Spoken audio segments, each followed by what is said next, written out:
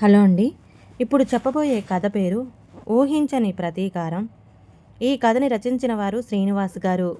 ఇక కథలోకి వెళ్ళిపోతే, బ్రిటిష్ కాలంలో భారతదేశ ప్రజలు ఎన్ని హింసలు గురయ్యేవారో వర్ణించలేనివి. కానీ వాళ్ళు మన దేశం వదిలి వెళ్ళిపోయిన తర్వాత కూడా ఆ హింసలు మన దేశం వదిలి వెళ్ళలేదు. తరాలు మారినా హింసలు తాగలేదు. బ్రిటిష్ వాళ్ళు భారతదేశ ప్రజలలో వాళ్లకు ఎదురు తిరిగిన వాళ్ళను మాత్రమే హింసించి చంపటం జరిగేది. కానీ ఈ దేశ ప్రజలు ఇంకా హింసకు గురవుతున్నారు. ఎవరిచే హింసకు గురవుతున్నారో తెలుసా? రాజకీయ నాయకులతో ప్రజలు హింసకు గురవుతున్నారు. ధనికుల చేతుల్లో బీదలు హింసించబడుతున్నారు. సరిగ్గా 27 ఏళ్ల క్రితం తూర్పుగోదావరి జిల్లాలో రాజమహేంద్రవరంకి 15 కిలోమీటర్ల దూరంలో 4523 ఓట్లు కలిగిన ఊరు దివాంచీపురం. అది ఆ ఊరిలో కులాలన్నిటిలో మాదే అగ్రకులం అనే గర్వంతో ఒక కులం వాళ్ళు పేదవాళ్లను అనేక రకాలుగా హింసలకు గురి చేస్తుంటారు. పైగా ఆ ఊరిలో కులంలో ధనంలో అగ్రస్థానం వాళ్ళది. వాళ్ళను ఎదిరించి బ్రతకాలనుకునేవాడు తొందరగా మట్టిలో కలిసిపోతుంటారు. ఆ భయంతో ఏ ఒక్కరు ఎదురు చెప్పకుండా కుక్కిన పేనులా పడుంటారు. ఒక రకంగా చెప్పాలంటే ఆ ఊరు పేదోళ్ళందరూ బానిస బతుకులే. అది బాగా వర్షాకాలం. రఘురాం పెళ్లి చేసుకుని తన భార్యతో కొత్త జీవితం మొదలుపెట్టాడు. తన భార్య పేరు భానుప్రియ. అచ్చం ఆ సినిమా యాక్టర్లానే ఉంటుంది. రఘురాం వ్యవసాయ కూలి. భానుప్రియ మాత్రం 10వ తరగతి ఉత్తీర్ణత సాధించింది. ఆమెకు లోకజ్ఞానం కాస్త ఎక్కువే అయినా భర్తే తనకు సర్వస్వంగా భావించి అతను ఎలా చెబితే అలా నడుచుకుంటుంది. రోజులు గడుస్తున్నాయి. వర్షాలు ముదిరి ఎడతెరిపి లేకుండా కురుస్తున్నాయి. ఎందుకో తెలియదు, ఆ రోజు ఉదయం మొదలైన వాన చీకటి పడినా ఇంకా కురుస్తూనే ఉంది. ఉదయం వండిన నాటికోడి కూర ఇంకా మిగులుంటే దాన్ని వేడి చేసి భర్తకు పెట్టి తన కొంచెం తిని మిగిలింది పక్కింటి వాళ్లకు ఇచ్చింది భానుప్రియ. పక్క వేసే భాను, నిద్ర వస్తుంది అన్నాడు రఘురాం. భానుప్రియ లోపల నవ్వుకుంటూ పక్క వేస్తుంది. ఏంటి అమ్మగారు లోపల నవ్వుకుంటున్నారు? కొంటెగా అడిగాడు. ఏముంది, బాబుగారు 8 దాటకుండానే పక్క వెయ్యమంటుంటే నవ్వు వస్తుంది. మంచంపై దుప్పట వేస్తోంది. నాటికోడి కూర కదా, నరాల్లో వేడి పుట్టిస్తుంది. అందుకే తొందరగా పని మొదలు పెడదామని తనను వెనకాడ నుండి గట్టిగా వాటేసుకుంటూ అన్నాడు రఘురాం. ఆ పప్పులేమీ ఉడకవు. ఈరోజు నేను బయట ఉన్నాను అంది భర్త చెవి మెలిపెడుతూ. బయట అంటే? ఏమీ తెలియనట్టు అమాయకంగా మొహం పెట్టి అడిగాడు. అబ్బా, ఎంతటి అమాయకులో రఘువర్యులు చిలిపిగా అని. తమరు ఇంకో 2 రోజులు మాకు దూరంగానే ఉండాలి, జాలి కనపరిచింది భానుప్రియ. ఇంతలో ఒరే రఘు, రఘు అంటూ తలుపు తడుతున్నారు ఎవరో. దొరరామ చిన్నాన్న వచ్చినట్టున్నారు, వెళ్ళి తలుపు తీయి, లేకపోతే కంగారుతో తలుపులు బద్దలు కొడతాడు అన్నాడు రఘురాం. ఆ మాటలకు భానుప్రియ పకపక నవ్వుకుంటూ వెళ్ళి తలుపు తీసింది. ఏమంటున్నాడమ్మా మావాడు అంటూ లోపలికి వచ్చాడు. ఏంటి బాబాయ్ ఇలా వచ్చారు అడిగాడు లోపలికి వస్తున్న దొరరామని. రఘురాం, ఏముంది, మీ పెద్ద కాపు కొడుకు నిన్నోసారి రమ్మన్నాడు, వెళ్ళు అని కబురు చెప్పాడు. ఇప్పుడే రమ్మన్నాడా అడిగాడు రఘురాం. అవును, ఇప్పుడే రమ్మన్నాడు, రాజమండ్రి వెళ్ళాలట అని చెప్పాడు. భానుప్రియ భర్తకు చొక్కా అందిస్తూ వెళ్ళి తొందరగా రండి అంది. రఘురాం వెంటనే బయలుదేరి వెళ్ళాడు. రఘురాం 6 అడుగుల ఎత్తు, కండలు తిరిగిన దేహంతో పుష్టిగా బలంగా ఉంటాడు. ఒట్టి చేత్తో 10 మంది శత్రువులను మట్టి కరిపించగల దమ్ము, ధైర్యం కలవాడు. ఆ సత్తా వల్లే రాత్రివేళ పట్నం వెళ్ళాలనుకుని ఆ ఊరి ధనికులు ఎవరైనా మన రఘురాంని తోడుగా తీసుకెళ్తారు. ఇప్పుడు పెద్దకాపు కొడుకు కూడా అదే పనిపడి రమ్మన్నాడు.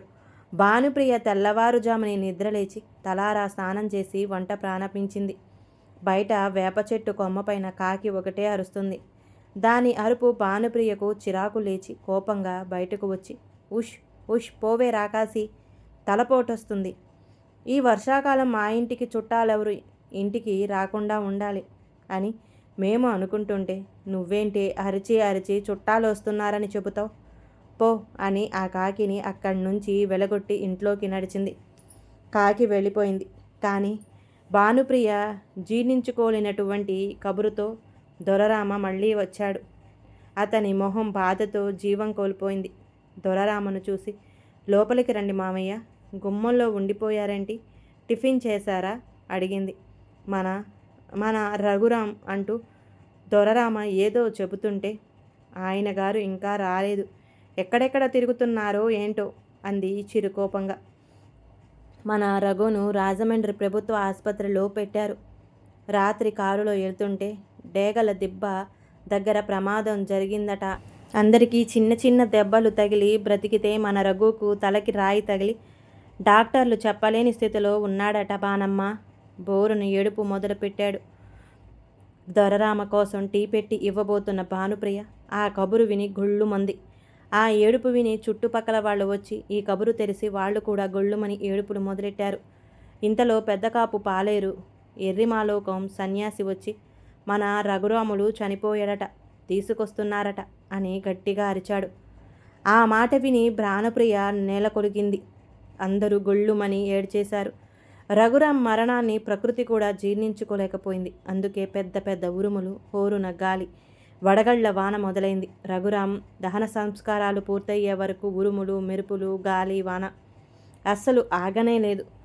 రఘురాం పూర్తిగా కాలి బూడిదయ్యాక అవి మెల్లగా శాంతించాయి. భానుప్రియ పాపం భర్తను మరువలేక రోజు ఏడుస్తూనే ఉండేది.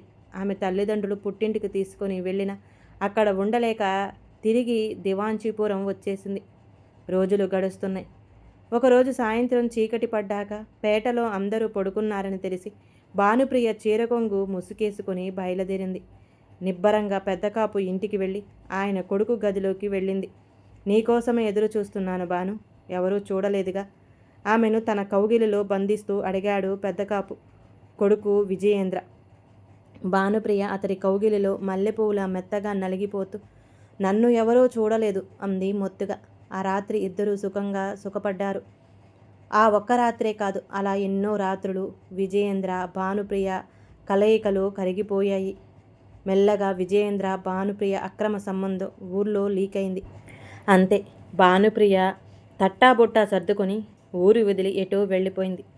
తను వెళ్ళే జాడ కూడా ఎవరికీ తెలియలేదు. చివరికి విజయేంద్రకు కూడా తెలియలేదు.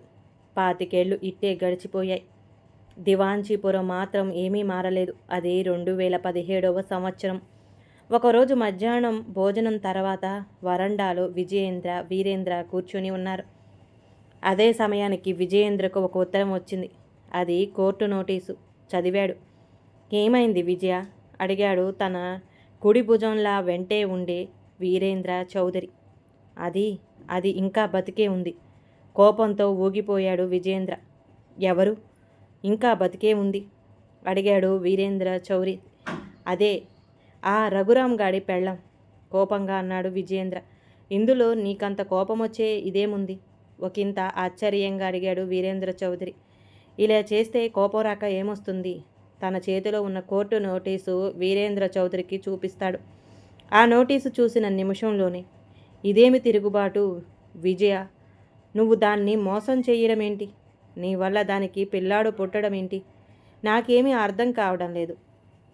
కొంత షాకులో ఉండి అయోమయంగా అడిగాడు. నాకు అర్థమైంది వీరా. అది నాతో కడుపు చేయించుకొని నా వల్ల బిడ్డను కని నా ఆస్తులకు వారసుణ్ణి చెయ్యడమే కాకుండా ఈ ఊరిలో నా వాళ్లల్లో పరువు తీయడమే దాని పగ లక్ష్యం. పాను, ఎంత పని చేశావే అనుకుంటూ వీరా, మనం కోర్టుకు హాజరయ్యే రోజున దాని కొడుకుని పట్టుకురండి. ఎలా మాయం చెయ్యాలో నేను చెబుతాను అని వీరేంద్ర చౌదరికి ఆదేశించాడు. ఈ విషయం ఊరంతా తెలిసిపోయింది. విజయేంద్రకు కుటుంబం నుండి ఒత్తిడి పెరిగింది. వాళ్ల కులపోళ్లకు కూడా మెల్లగా భయం పుట్టుకొచ్చింది. భానుప్రియ చేసినట్లు తమతో కనెక్షన్ ఉన్న ఆడవాళ్లు కూడా తిరగపడతారేమోనని చాలామంది పెద్ద మనుషులు ఊరు వదిలి విహారయాత్రలకు, మొక్కులంటూ గుళ్లకు వెళ్ళిపోయారు. ఒక రకంగా విజయేంద్ర బలహీనపడింది. భానుప్రియ తన కొడుకు పోలీసుల సహాయంతో కోర్టుకు హాజరయ్యారు. విజయేంద్ర కోర్టులో మొండిగా వాదించాడు. భానుప్రియ కూడా తనకేమీ తక్కువ కాకుండా గట్టిగానే వాదించింది. ఇరుపక్షాల లాయర్లు కూడా గట్టిగానే వాదించారు. వాదనలన్నీ విన్న జడ్జి గారు ఇరుపక్షాల వాదనలు విన్న తర్వాత పోలీసుల సమక్షంలో విజయేంద్రకు, భానుప్రియ కొడుకుకు వైద్య పరీక్షలు జరిపించి ఎల్లుండి కోర్టుకి హాజరు చెయ్యవలసిందిగా పోలీసు వారు ఆదేశిస్తున్నాము అని ముగించేశారు. పోలీసులు పనులన్నీ చకచకా కానిచ్చేశారు. రేపటి కోర్టులో సబ్మిట్ చేయడానికి అన్ని ఆధారాలు సిద్ధం చేయించారు. భానుప్రియకు కాస్త భయంగానే ఉంది. ఎక్కడ ఆధారాలు తారుమారు అవుతాయేమోనని. కానీ భగవంతుడు భానుప్రియకు తన కొడుకుకు న్యాయం చెయ్యాలనుకున్నాడు. కోర్టులో ఆధారాలు సబ్మిట్ చేయబడ్డాయి. భానుప్రియకు పుట్టిన కొడుకు విజయేంద్ర వారసుడే అని తేలింది. కోర్టు భానుప్రియకు న్యాయం చేసింది. విజయేంద్రకు కోర్టు ఇచ్చిన అసలైన షాక్ ఏమిటంటే విజయేంద్ర ఆస్తులను 4 భాగాలుగా చేసి 2.5 భాగం భానుప్రియ తన కొడుకుకు చెందేలా తీర్పు ఇచ్చింది. అది విజయేంద్రకు మామూలు షాకు కాదు, దిమ్మ తిరిగే షాక్ అది. న్యాయానికే న్యాయం జరిగినట్టుంది ఆ తీర్పుతో. ఆ ఊరిలోనే కాదు, ఆ మండలంలోనే ఆ వార్త సంచలనమైంది. విజయేంద్ర పరువు పోయింది. వాళ్ళ కులపోళ్లకు గట్టి దెబ్బ తగిలింది. వాళ్ళ అహంకారం తగ్గింది. వాళ్ళ దగ్గర పనిచేసే పనోళ్ల పట్ల గౌరవం పెరిగింది. పరాయి ఆడదాన్ని కన్నెత్తి చూసే ధైర్యం పోయింది. భానుప్రియ ఊహించిన ప్రతీకార చర్యను విజయేంద్ర ఎవరి ఆస్తులు వాళ్లకు అప్పగించి గుమ్మం దాటి బయటికి రాకుండా ఇంట్లోనే ఉండిపోయాడు. విజయేంద్రకు తగిన శిక్ష పడినందుకు భానుప్రియ మనసు చాలా సంతోషపడింది. కులం, ధనిక అహంకారాలు మెడలు విరిచింది ఆమె పగ. ఒక తరం వాళ్ళు పరువు తీసి ఇంకో తరం వాళ్లకు హెచ్చరికగా నిలబడింది ఆమె పగ. అసలు భానుప్రియకు విజయేంద్రపై అంత పగ ఎలా ఏర్పడింది? అవి రఘురాం భానుప్రియలకు పెళ్ళైన కొత్త రోజులు. పెద్దకాపు ఈ కొత్త దంపతులను ఇంటికి పిలిచి బట్టలు, మంచి కానుకలు ఇచ్చి పంపుతారు. ఆ రోజు పెద్దకాపు కొడుకు విజయేంద్ర కళ్ళు భానుప్రియను ఆకలిగా తడిమి మనసులో కోరికలు పెంచుతాయి. ఆమె పొందు కోసం తెగ ఆరాట పడుతుంటాడు విజయేంద్ర. ఒకరోజు రఘురాంని విజయేంద్ర పట్నం పంపి భానుప్రియను ఇంటికి రమ్మని కబురు చెప్తాడు. భానుప్రియ వెళ్తుంది. విజయేంద్ర తన కోరికను ఆమె తెలుసుకునేలా ప్రవర్తిస్తాడు. అతడి చర్యలను ఆమె తీవ్రంగా వ్యతిరేకించి నోటికొచ్చినట్లు తిట్టి అక్కడి నుండి వచ్చేస్తుంది.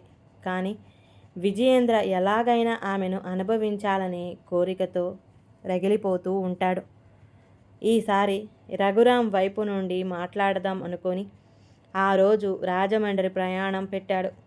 సరిగ్గా డేగల దిబ్బ దగ్గరకు కారు ఆపి రఘురాంని, నీ భార్యతో నేను ఒక్కరోజు గడపాలనుకుంటున్నాను. ఆమెను నువ్వే ఒప్పించు పంపు అని ఎటువంటి భయం లేకుండా అడిగాడు విజయేంద్ర. రఘురాం రక్తం సలసల మరిగింది. నరాలు పటపటమని శబ్దం చేస్తే 2 చేతులు పడికెళ్ళు బలంగా బలపడ్డాయి. సరే, మరి నాకేమిస్తారు? కోపంగా అడిగాడు రఘురాం. నీకు నచ్చింది అడుగు, ఇస్తా సంతోషంగా అన్నాడు. నీ పెళ్ళాన్ని నా దగ్గరకు పంపు, నేను ఒకరోజు గడిపి పంపుతాను అన్నాడు. ఆ మాటకి విజయేంద్రకు కోపం వచ్చి రఘురాంపై పిడిగుద్దుల వర్షం కురిపించాడు. రఘురాం కూడా విజయేంద్రపై తిరగబడి చితకబాదాడు. విజయేంద్ర కింద పడి చేతికి దొరికిన పెద్ద రాయితో రఘురాం తలపై కొట్టాడు. ఆ దెబ్బ రఘురాంకి గట్టిగానే తగిలింది. కింద పడిపోయాడు రఘురాం. అంతే. అదే అదునుగా అదే రాయితో దెబ్బ మీద దెబ్బ రఘురాంని లేవకుండా కొట్టాడు విజయేంద్ర. పాపం రఘురాం కదలలేని స్థితిలో ఉండిపోయాడు. వెంటనే హాస్పిటల్కి తీసుకెళ్లి కారు యాక్సిడెంట్ అని జాయిన్ చేశారు. విజయేంద్ర ఎవరూ చూడలేదనుకున్నారు. కానీ అడవి పందిని వేటాడటానికి డేగల దిబ్బకి వెళ్ళిన వేటగాడు పాపయ్య ఒక పొదలో నక్కి ఉన్నాడు. జరిగినదంతా చూసి భయపడి కొన్ని రోజుల పాటు వేటకు వెళ్ళలేదు. ఆ తర్వాత భానుప్రియను కలిసి జరిగిందంతా చెప్పాడు. భానుప్రియ రగిలిపోయింది. పాము పగ పెంచేసుకుంది. తొందరపడ ఏ నిర్ణయం తీసుకోకూడదని చాలా ఆలోచించి విజయేంద్రకు ఈ విధంగా పతన రచన చేసింది. ఈ కథ కనుక నచ్చితే ప్లీజ్ అండి లైక్ చేయండి. అలాగే ఛానల్ని సబ్స్క్రైబ్ చేసుకోవటం మాత్రం మర్చిపోమాకండి. మీ విలువైన అభిప్రాయాన్ని కామెంట్ బాక్స్లో కామెంట్ చేయండి. అందరికీ ధన్యవాదాలండి.